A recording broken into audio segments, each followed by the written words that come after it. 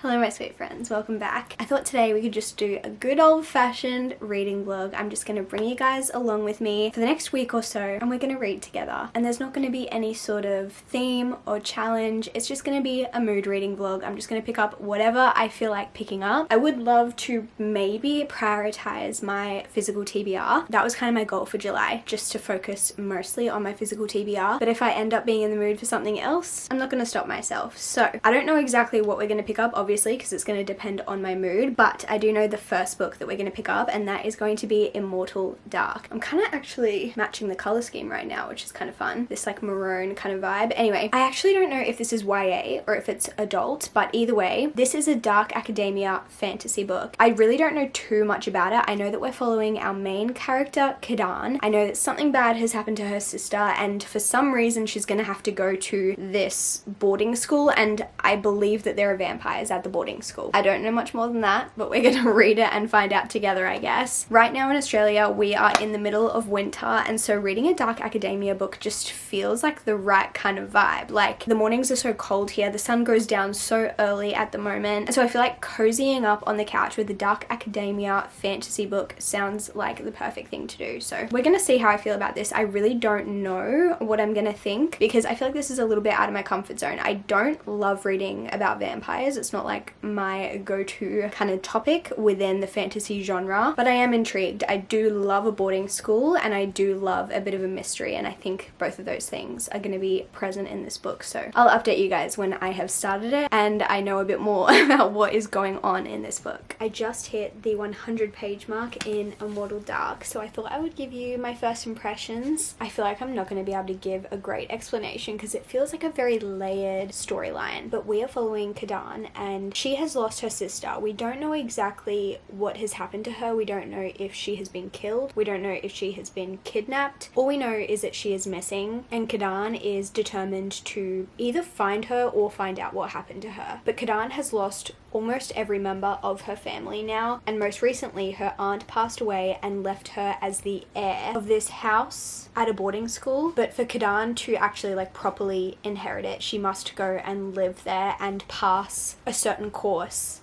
at the boarding school. However, there is a vampire living in this house, and that vampire Kadan suspects to have kidnapped and or killed her sister. So now she has to go and live with a vampire that she assumes is either a kidnapper or a murderer, and try and pass this course to be able to inherit this house and inherit this like legacy, I guess. But she has to live with the vampire because the vampire like comes with the house, I guess. It's kind of more complicated than that, but that is like the very basic rundown. He kind of like is attached to the house almost, and if that vampire lives in the house for 28 days straight without the owner, which in this case is now Kadan, he gets to take ownership of the house. So he wants to live there alone. Obviously Kadan doesn't want to give over ownership to him, so now she has to live with him. And as you can imagine, they do not like each other whatsoever, because she thinks that he did something to her sister, and he hates that she just like waltzed into his house basically that he's lived in for a very, very long time, and she just gets to call all the shots. And like I said, there's a lot more layers to that, and the plot is a lot more complicated than that, but we're basically just trying to find out what happened to Kadan's sister, as well as just survive and pass these courses at school, which are quite difficult and very interesting. But I'm locked in. It's just a fascinating situation and storyline, and I just love how atmospheric it is. It feels so ominous and eerie, and the house that they are living in, I'm just imagining as this almost like haunted house-esque type of thing, like a beautiful mansion but very like dark and eerie, and there's like no sunshine in this book, you know, at least in my head and how I'm imagining it. And I'm imagining all of the buildings as part of this boarding school as very ornate and beautiful and luxurious, but also just a little bit creepy. But yeah, this book is filled with humans but also vampires, and there's a very interesting relationship that they have, and there's a lot of tension between them as well. But I'm very intrigued to see what is going to happen, because I have no idea where this book is going to go. But as for now, I am very interested, which is shocking because I've tried to pick up this book twice before and not been able to get into it, but third time lucky, I guess, because this time I was pretty much locked in from the beginning and I don't know what changed. It honestly must just be my mood, but yeah, I'm so intrigued.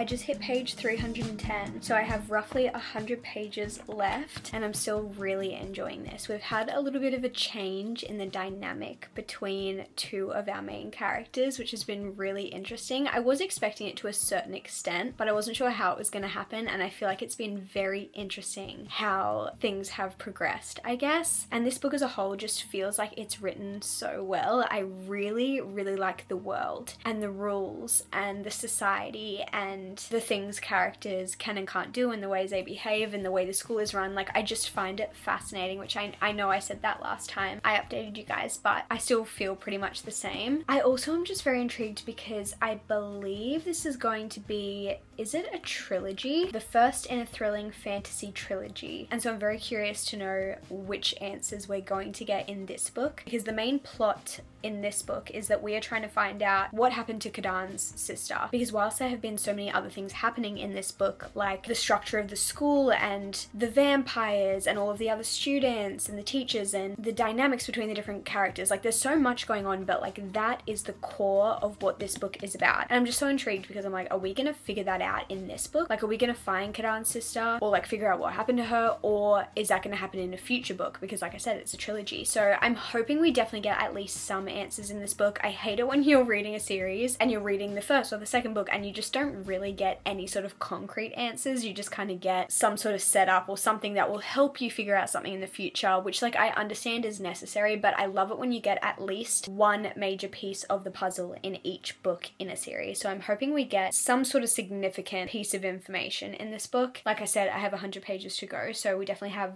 time to figure something out. I have a feeling that we'll have to find out something important at least.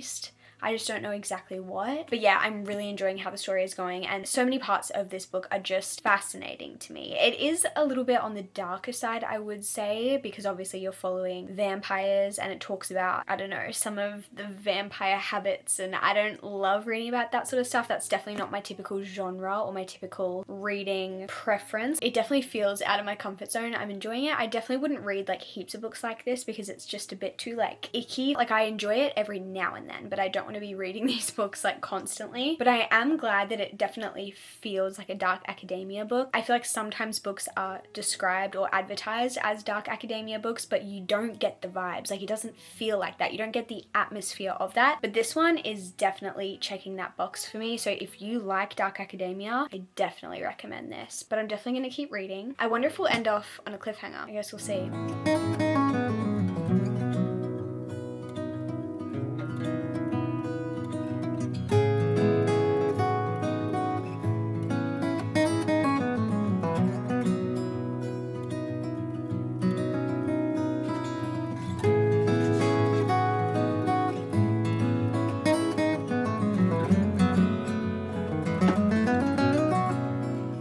So obviously I finished Immortal Dark yesterday and I wanted to give you my final thoughts. I really enjoyed this. Like I mentioned, it was definitely out of my comfort zone. I wouldn't say I normally read vampire, dark academia books, but I had a really good time and I was just so intrigued the whole time. I feel like the world building and the magic system was so well done. I loved the boarding school setting. I thought the magic system was really interesting, and I feel like the dark academia vibe was very well done. And in terms of the mystery elements of this book, I definitely feel like I got enough answers. Like, I feel satisfied, although obviously this is the first book in a trilogy, so we were definitely left with many more unanswered questions, and I think I would like to continue the series to find out what is going to happen next, because I really don't know. I think I'm gonna give it 4 stars because I had a great time. I wouldn't say it was like a 5-star read for me. It wasn't one of those books where it's like I couldn't stop thinking about it or I couldn't put it down, but every time I picked it up I was intrigued. I wanted to know what was happening. I feel like we were just taken so many side quests throughout this book. Like I mentioned, there's this big mystery of her trying to find what happened to her sister, but there are so many other things that happen in this book and so many other side quests and little adventures and little mysteries that are happening alongside that kind of main plot. And so I feel like I was never bored. There was always something happening. And again, we didn't get all of the answers to all of the other things, but I'm sure we will in the future books. So overall, very happy that I read this. This is also on my 25 books to read in 2025, so that feels very satisfying to have ticked off another one of those. But yes, I finished that yesterday, and then last night before bed I started a new book, and that book is Just Last Night by Vari McFarlane. This is a very, very different type of book than Immortal Dark, of course. Like, we are completely switching up genres here, but I started this one and I didn't get very far. I am 88 pages in. I have read a handful of Vari McFarlane's books before and I have enjoyed all of them. I've said this before, but they are always in the romance section of the bookstore, but I feel like the ones that I've read so far kind of lean more fiction than romance. They all have romances in them, but sometimes the romance doesn't even begin until more than halfway into the book. So if you are going to pick up one of her books, I would recommend kind of going in with that kind of expectation that they are more like women's fiction, general fiction kind of books with a side plot of romance. I have heard a lot of people talk about this book and I've heard a lot of good things about this book, but I've also heard that it's heavy and it's quite sad, and I can already attest to that because as soon as the book begins, you find out that something bad has happened to a character in this book. And based on that, I think a huge theme of this book is going to be grief. So if that is a triggering topic for you, maybe this book isn't the one for you. But we are kind of following a group of friends who are grieving a friend of theirs, but we are also dealing with our main character who is in love with her guy best friend, but he is in a very serious long-term relationship. And at first I would not say that sounds like a very appealing situation to me because I'm like, well, what's going to happen here? But when you hear the backstory and like the history behind the friends and the different people in the group, and even like when the feelings for this guy best friend came about and how their relationship has been in the past, it just made a lot of sense to me. So the book has so far kind of flashed back and forth between two different timelines. It's kind of sitting in this current timeline where this group of friends are now dealing with quite a sad situation, but it also flashes back to when they were younger and when they met and became friends and that sort of situation. I don't know if we're going to keep flashing back or if that was just to give us some context for the kind of current timeline. But yeah, I am very intrigued to see where this book goes and what's going to happen. I feel like the more books that I read from Vari McFarlane, the more I fall in love with her writing style. It is such an interesting writing style. I feel like she writes quite simply, but she says a lot. I was so mad because I was reading this in bed last night and I didn't have like a pen or a pencil or anything to underline next to me, and I honestly just couldn't be bothered getting out of bed to get one. But there were so many lines that I wanted to underline because they just said something so simple but so impactful. She'll just say something that if you're not really paying attention, you could miss how significant it is. But if you are kind of reading a little bit slower and you're really taking it all in, it will really weigh on you and it will really stand out to you. But I'm going to keep reading this today. I am so confused as to where this story is going to go and what the point of it is going to be. But I guess I'll have to keep reading to find out. I'm just hoping it's not like too sad throughout the book. I'm sure it will have its moments, but I'm hoping overall it is more of a story of hope than it is of sadness. But I guess we'll see.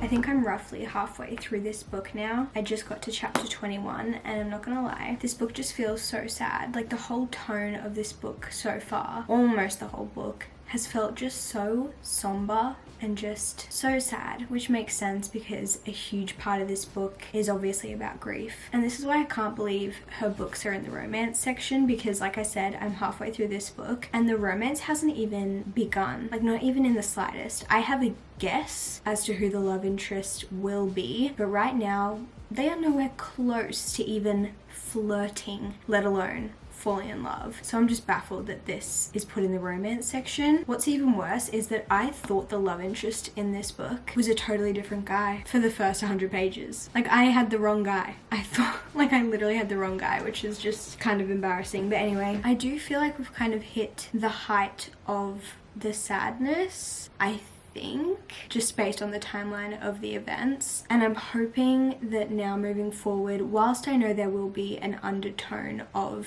sadness, I'm hoping there will be some joy and some happiness. Everything right now just feels very messy, so I'm intrigued to see where the storyline's gonna go and how on earth this is gonna become a romance. I wouldn't say I'm having a good time necessarily, just because everyone's just so upset right now. Like, it's obviously not fun, but at the same time I do like how it's written, and obviously the point of it right now is to be sad, so it's achieving its purpose. But I'm gonna read probably like 1 or 2 more chapters before I head to bed, and I guess I'll see you guys in the morning. I now have about maybe like 80 pages left, and last time I talked to you guys I was saying how it was just really sad, and I was hoping that the tone of the book would slightly change, and it has. It is definitely still sad, but I feel like the point where I was at last when I updated you was definitely the saddest part, because it just felt like everything was falling apart and everything in the main character's life was just going wrong. Whereas now, whilst things are still sad and whilst she is still dealing with grief quite heavily, there are definitely things that are bringing her joy, and she's laughing again and having some fun moments, which is just so nice to see after her just being so sad. And also the romance has finally begun. It is very slow. I still wouldn't even say there is a romance yet, but the foundations have been laid. And I just think it's so funny because at the start of this book I thought she was gonna fall in love with a totally different character. Like, I had the wrong guy as a love interest, but now that I know who the love interest is, I'm actually really happy about it. And it's interesting because I never would have expected this character to be the love interest, which has happened to me before when reading Vari McFarlane books, so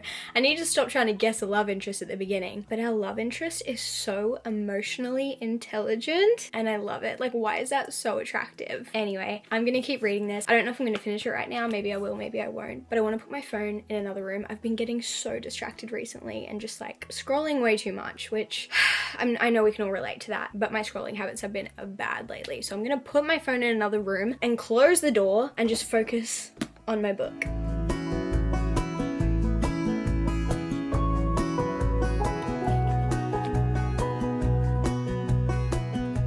I just read this quote and I wanted to share it with you guys because I think it's so beautiful. I don't think it's a spoiler, but feel free to skip ahead if you don't want to hear it. But our main character has realized that she really, really likes this person.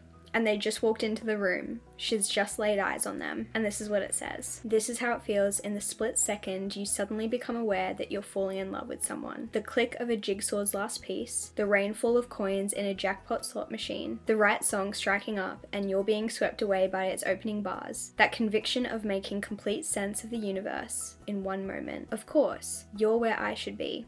You're here. Just that moment of realizing you're completely and utterly obsessed with someone. Like, everything just makes sense. I love it.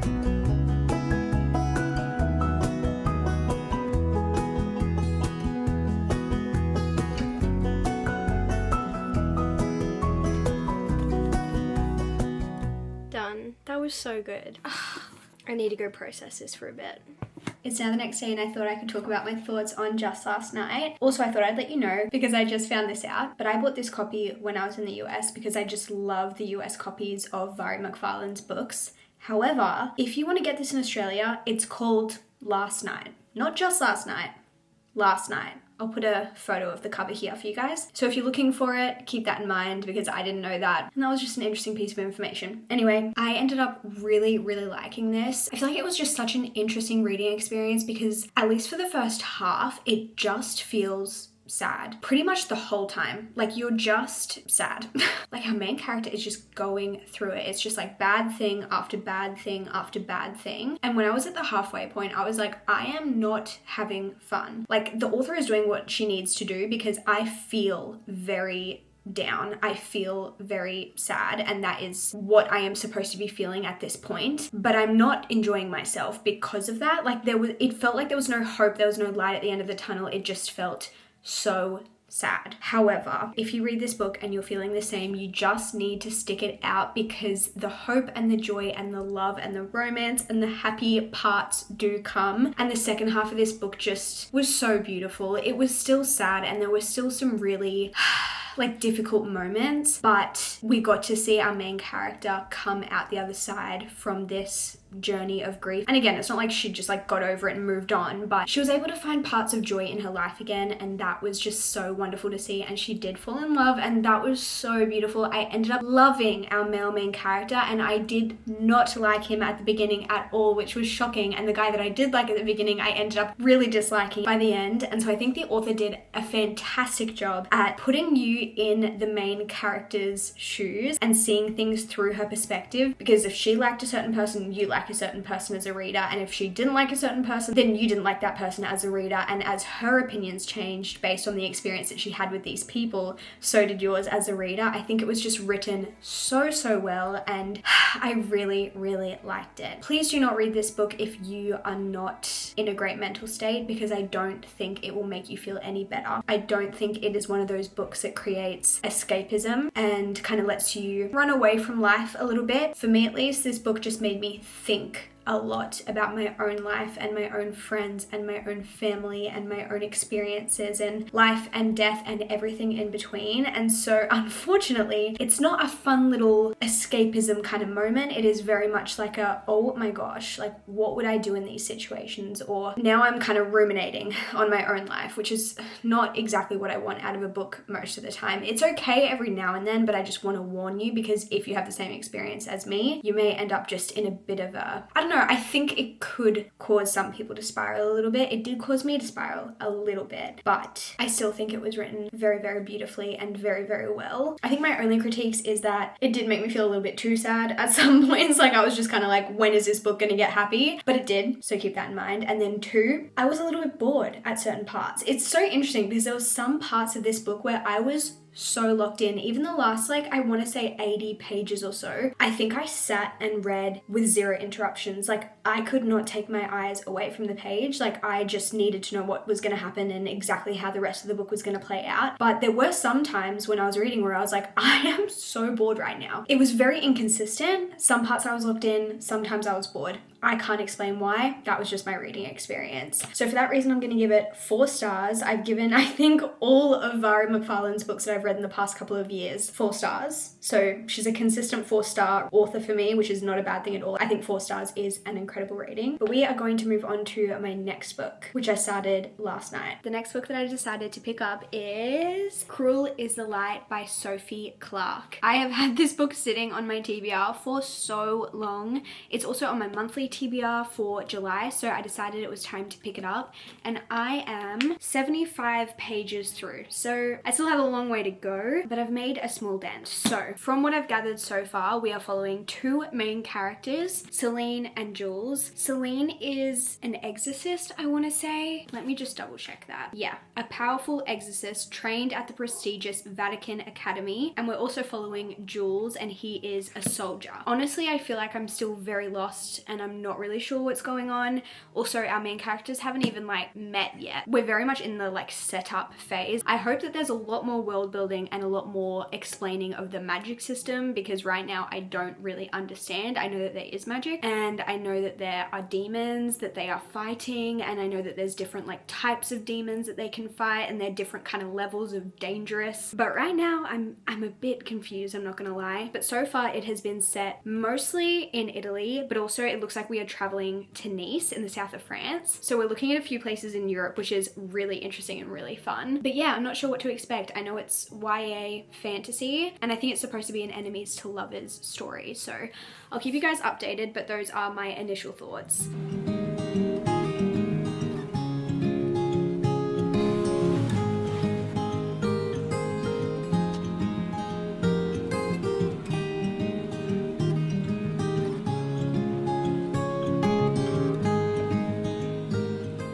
Such a cozy night. I'm home alone. It's raining outside. I'm obviously sitting on the couch. I've got my book. I've got my cozy PJs, and I'm just having the best little night in. But I'm a little over halfway through my book, and I'm having a good time. I'm not like obsessed, but I'm having fun. I think it's really interesting. We just got this new piece of information, and I like started to expect it a little bit before it was like fully confirmed, but it definitely throws a spanner in the works. Like, I'm so intrigued how this piece of information is going to affect the dynamic between our 2 main characters, because this is supposed to be like an enemies to lovers, but I feel like it wasn't really giving like Like, it was giving enemies, but only for such a short period of time. But I think, honestly, this new piece of information will cause them to kind of revert back to enemy territory a little bit if our other main character finds out about it, which I'm not even sure like when they're gonna find out. I feel like I'm being like so vague and annoying, but obviously I don't want to spoil anything. But yeah, I'm still having a good time. Like, I'm enjoying it when I pick it up. It's not really a book that I like can't put down, but when I do pick it up, I'm enjoying it. Also, I was looking at Goodreads and I think this only has like 2,000 ratings or 2,000 reviews, something like that, which is really not too many. So if you're looking for a new fantasy set in Europe, in like the south of France and in Italy, and it has really interesting magic, I would recommend. Like I said, it's not my like new favorite thing ever, but it's still very enjoyable. So I'm gonna keep reading, hopefully get through a lot of this tonight as I just cozy up on the couch, and hopefully I just keep liking it more and more.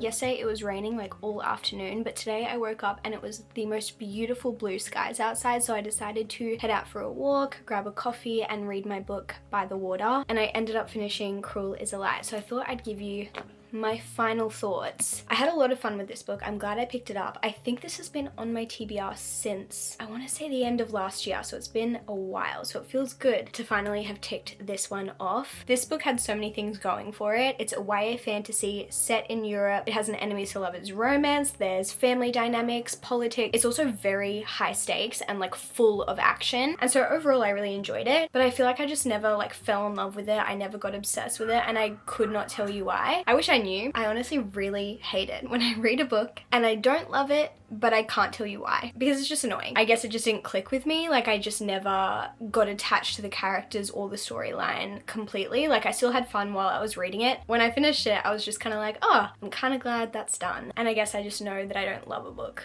when I feel like that after finishing it. Like, the ideal situation is you finish a book and you're so sad that it's over, but that just wasn't the case with this. So I wish I loved it more. I wish I could tell you why I didn't love it more, but overall I had a good time, just not a fantastic time. I would still recommend this book because I think it's really interesting. I can see other people maybe really loving it, but it just wasn't like a favorite of mine. It's not one that I think will like stick in my brain for a long time. But yeah, I don't really have much more to say, but I think this is the last book for this reading vlog. So let's grab the other books that I read this week and we'll talk about it. I ended up reading 3 books this week. I read Immortal Dark, Just Last Night, and Cruel is the Light, which also means that we knocked 3 books off our physical TBR, which feels so good. And I had such a good time reading all of these. I feel like they were all very different books. We had Immortal Dark, which was a YA dark academia fantasy book with vampires, which I rated 4 stars. I really enjoyed this. Then I read Just Last Night, which is technically a romance, but I would argue it's more of like a women's fiction with a subplot of romance, which again, I really liked.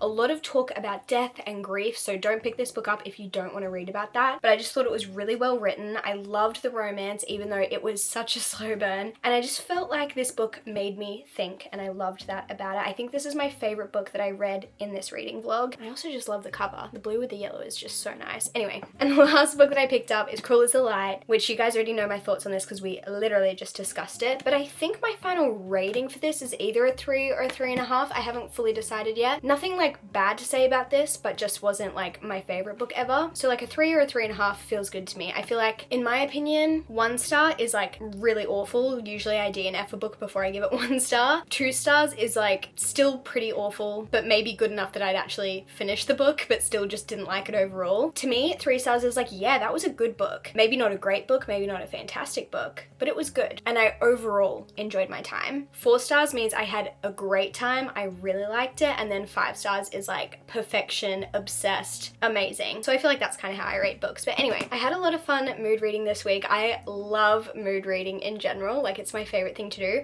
Also, actually, 2 of these books were on my monthly TBR, which is really good. Oh, and the other one was on my annual TBR, now that I'm thinking about it. Cruel is the Light and Just Last Night. Whoa, that rhymes. These 2 books were on my July TBR, so I'm so glad that we ticked those ones off. There is a dog barking outside, and it will not stop barking, so if you can hear that, I'm so sorry. But I keep waiting for it to stop barking so I can finish this clip, and it's not stopping.